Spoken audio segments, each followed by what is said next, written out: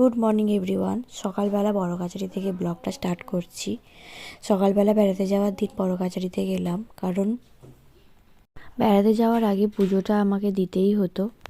দুদিন আগে গেলে ভালো হতো, কিন্তু একদম গায়ে গায়ে হয়ে গেছে। কিন্তু অফিস যেহেতু গিয়েছিলাম, ভাবলাম পুজোটা অমনি দিয়েই আসি।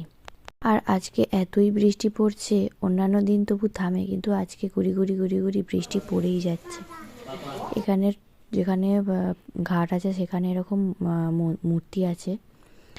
আর এই যে বড় কাছারি চলে এসেছি, একদম কম সময়ের মধ্যেই পুজো দিয়ে আর অফিস করে পুজো দিয়ে বাড়ি চলে গেছি। যথারীতি পুরো ভিজেই গেছি, স্নান করে এসেও পুরো যেন স্নান হয়ে গেছি। ব্যাগ এই চিকচিকের মধ্যে মুড়ে নিয়েছিলাম যাতে ভিজে না যায়, কারণ ব্যাগে আমার অনেক দরকারি ডকুমেন্টস। আজকে প্রচুর ব্যস্ততার মধ্যে দিনটা কাটছে, জানি না পরে বিকেলের দিকে কি হবে। মনে মনে একটা ভয় তো কাজ করেই, তাই ঠাকুরকে পুজো দিতেই হবে। আর আমি সব কিছু করার আগেই এই বড় কাছারি খুব মানি। এখন বাজে 4:30, তাই তো 4:30।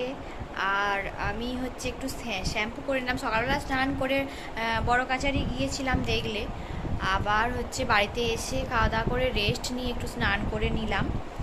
আর এখন ব্যাগ মোটামুটি গুছানো হয়ে গেছে। নিচে একটা ব্যাগ চলে গেছে, আর এইখানে একটা ব্যাগ আছে, এইখানে একটা ব্যাগ আছে। তো আমরা এখন ওই স্ট্যাম্পগুলো ব্যাগেতে মেরে দেবো এইগুলো, কারণ এইগুলো না মেরে দিলে তাহলে ব্যাগ হারিয়ে গেলে প্রথম কথা খুব মুশকিল, দ্বিতীয় কথা হচ্ছে যখন লাগেজ ধরতে হয় তখন খুব প্রবলেম হয়। তাই জন্যে মায়েরা গিয়েছিল, মায়েরা শিখিয়ে দিল যে ওইটা মেরে দিলে ওটা আমাদেরই সুবিধা হবে।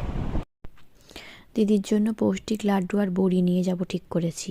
যাই হোক, এই কাঁচের ব্যায়ামগুলো তো আর ধরবে না, তাই এগুলোকে জিপলকে ভরতে হবে।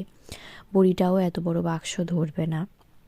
নিচ থেকে অনেক কিছু নিয়ে এসেছি, তাই গামলিটা নিয়ে এসেছি তাতে করে। আর এই জিপলকে ভরে নেব। এবার সবাইকে কেন এত পরে আবার ভিডিওটা দেখাচ্ছি, কারণ বেরোনোর সময় ভিডিও করা খুব মুশকিলের ব্যাপার। তাই একবার ঠিকঠাক গুছিয়ে গাছিয়ে নিয়ে বেরিয়ে পড়েছি।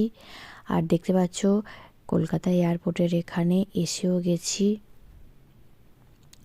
মানু ঘুমিয়ে পড়েছে, অনেক রাত যেহেতু। আমরা এখন 11:30টার দিকে আগে 11টার দিকে বেরিয়েছিলাম, এখানে পৌঁছাতে 1টা। তো মানু যথারীতি ঘুমাচ্ছে।